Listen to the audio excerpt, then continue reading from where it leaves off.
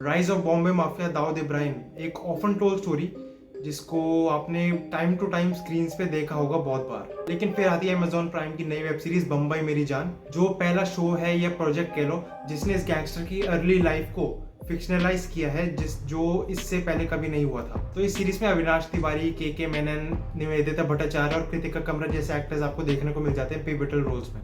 तो ये सीरीज एक बुक पे बेस्ड है जिसका नाम है डोंगरी टू दुबई। तो ये स्टोरी एक पुलिस ऑफिसर के बेटे के बारे में कि कैसे एक मोहल्ले की गलियों में घूमता हुआ बच्चा आज बम्बई शहर का जमींदार बना बैठा है और कैसे अपनी डी कंपनी की मदद से उसने दुबई के बिजनेसेस को टेक ओवर कर लिया।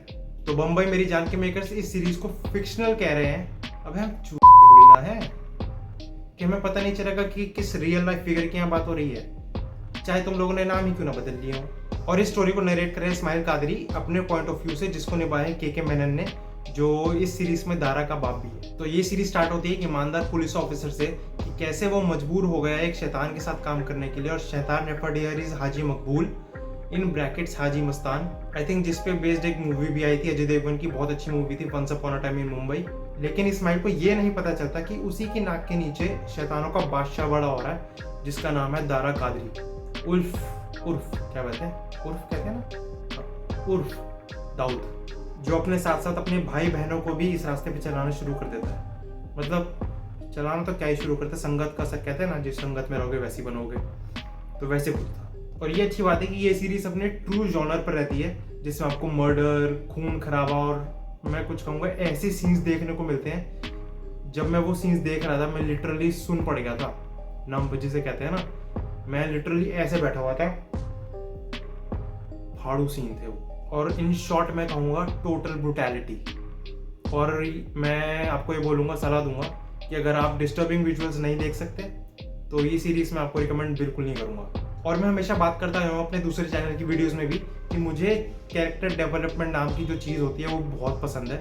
और मेरा यही मानना है कि जिस सीरीज या मूवी में कैरेक्टर डेवलपमेंट अच्छा होगा वो सीरीज या मूवी और उसके कैरेक्टर्स ऑडियंस से ज़्यादा कनेक्ट करेंगे। और इस सीरीज में कैरेक्टर डेवलपमेंट भर भर के है भाई। और थोड़ी बात अब अविनाश तिवारी की करें तो उसकी एंट्री होती है 3rd एपिसोड में और उसको एक एंटी हीरो दिखाया गया इस सीरीज में। बेशक उसका कैरेक्टर पहले एपिसोड से एस्टैब्लिश हो चुका होता है, लेकिन एक्चुअली 4th एपिसोड के बाद से ही एक्चुअली ग्रोज अप, मतलब वो एक्चुअली छलांग मारता है क्राइम की दुनिया में 4th एपिसोड में, जहाँ पे वो हाजी जैसे पावरफुल इंसान को भी चैलेंज करने लग गया था।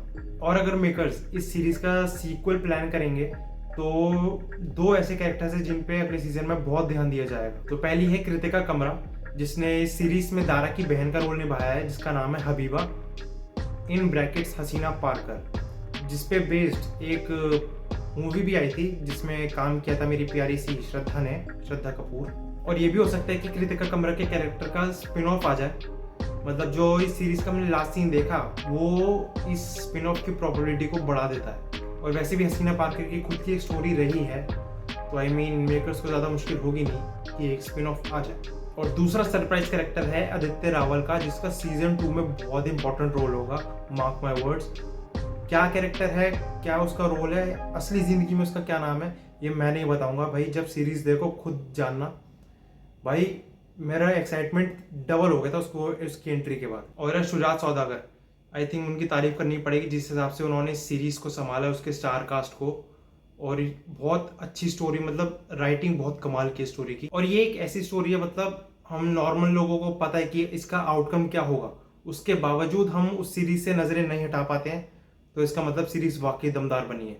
और इस सीरीज से एक नॉस्टैल्जिया भी क्रिएट होता है, मतलब जो लोग उस एरा में भी रहे थे उन्होंने वो सब देखा होगा या पढ़ा होगा न्यूज़ में, तो उनके लिए एक नॉस्टैल्जिक फैक्टर हो सकता है ये। तो मैं यही कहूँगा कि मुझे सीरीज बहुत अच्छी लगी। और अगर आपको भी गैंगस्टर क्राइम ड्रामा पसंद है तो ये सीरीज आपके लिए भाई, मिस मत करना इसको। और इस सीरीज के बाद मैं अविनाश तिवारी का तो फैन बन ही गया हूँ, और उनकी सीरीज भी आई है काला, जो मैं कहूँगा ठीक है, मतलब इतनी भी कुछ खास नहीं है, ज़्यादा बुरी भी नहीं है लेकिन ज़्यादा अच्छी भी नहीं है।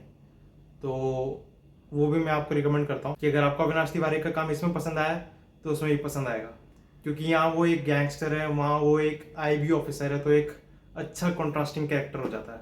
तो इसी के साथ मैं चला, बाय बाय।